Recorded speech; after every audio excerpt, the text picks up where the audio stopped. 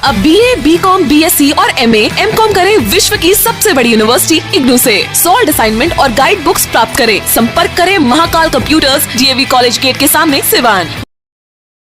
के अतिरिक्त Patna medical college hospital सहित सभी मेडिकल कॉलेज हॉस्पिटल्स में ऑक्सीजन क्रायोजेनिक टैंक लगाए जा रहे हैं और अगस्त के महीने तक यह कार्य पूर्ण कर लिया जाएगा।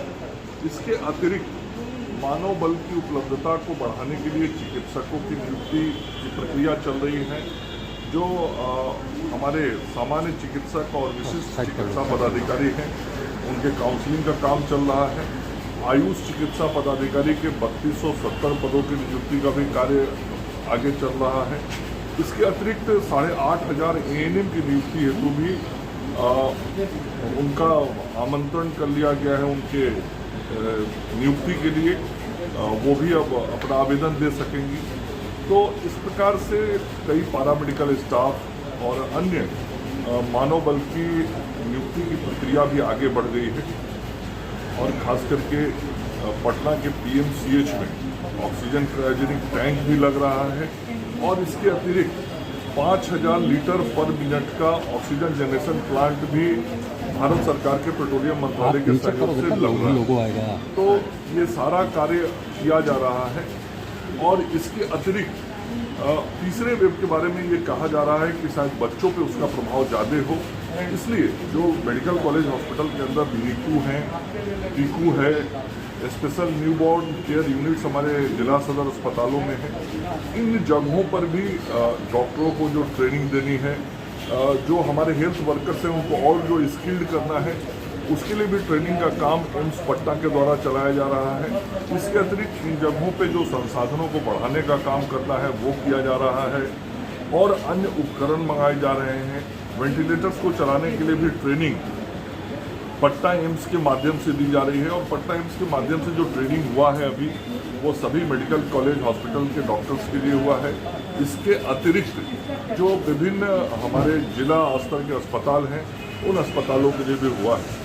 आगे आने वाले समय मशीन रहेंगे, उसी प्रकार से अनुमंडल अस्पताल में और PSC तक ऑक्सीजन कंसंट्रेटर, पाइप मशीन, ऑक्सीफ्लोमीटर ऐसे जो आवश्यक उपकरण है वो भेजे जाएंगे और जो APSC है जिसे हम L1 सेंटर कहते हैं जहां प्रसव की क्रिया होती है, वैसे स्थलों तक भी कम से कम 2 ऑक्सीजन कंसंट्रेटर पहुंचाने का काम ये अगले 15 दिनों के अंदर संपन्न किया जाएगा। तो कोई भी यदि अगली चुनौती आती है तो हम उसकी तैयारी कर सके समय रहते, यह काम हम लोग कर रहे हैं और इसमें भारत की सरकार का भी पूरा सहयोग मिल रहा है और राज्य सरकार का भी पूरा संसाधन लग रहा है। सर कब तक अनुमान है कि ये जो वायरस है वो आ जाएगा, तीसरी लहर आने का? ये कहना बहुत मुश्किल है। इस कोरोना के तीसरे फेज को रोकने के लिए हम लोग सब काम कर रहे हैं और हम सब लोगों का प्रयास है कि कोई और वेव नहीं आए, लेकिन इसको पक्का नहीं कहा जा सकता। तो हमको तैयारी करनी है और इसीलिए टीकाकरण की गति को भी तेज किया गया है और टीकाकरण की गति को इसीलिए तेज किया गया है ताकि यदि तीसरा वेव आता है तो उसका प्रभाव कम से कम हो। और आप देख रहे होंगे राज्य के सभी जिलों में सभी गांवों के टोलों तक हमारा टीका एक्सप्रेस जा रहा है, शहर के मोहल्लों में जा रहा है। 839 गाड़ियां घूम रही हैं।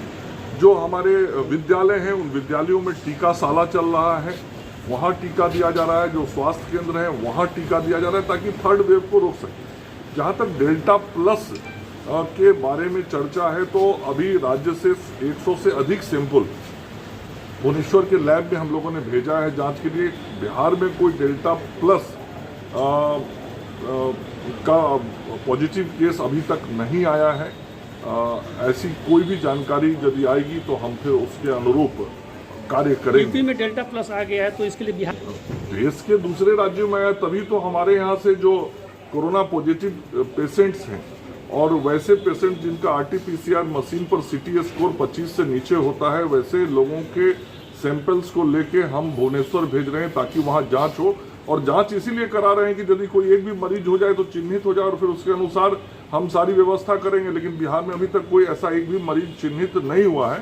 तो देश के कुछ राज्यों में हुआ है, इसीलिए हम सब लोग अलर्ट मोड पे हैं और हम सब लोग काम कर रहे हैं। सरकार करना पड़ेगा इस विषय को कि हम लोगों ने जो लक्ष्य तय किया है 6 माह में 6 करोड़ लोगों को देने का तय किया है, और ये जो 6 माह में 6 करोड़ का पूरा डिजाइन बनाया है वो टीके के उत्पादन और उसकी उपलब्धता के आधार पर बनाया है। आपको ये जानकारी होनी चाहिए कि जून के महीने में देश में 10 करोड़ टीका का उत्पादन हुआ है, जुलाई के महीने में 17 करोड़ डोज का उत्पादन होगा, अगस्त के महीने में 19 करोड़ डोज का होगा, सितंबर के महीने में 28 करोड़ डोज होगा।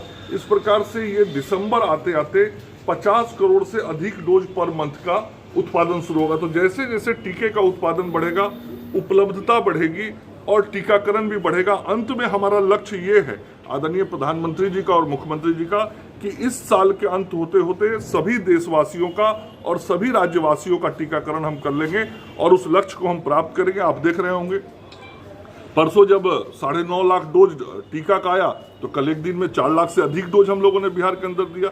जब हमारे पास टीका था तो एक दिन में हम 7,29,000 डोज तक टीका। अभिषेक गैस चूल्हा रिपेयरिंग होम सर्विस सिवान में पहली बार फोन करके घर पर गैस चूल्हा रिपेयर करवाएं एवं साथ ही 60 दिन का वारंटी पाएं। एक बार सेवा का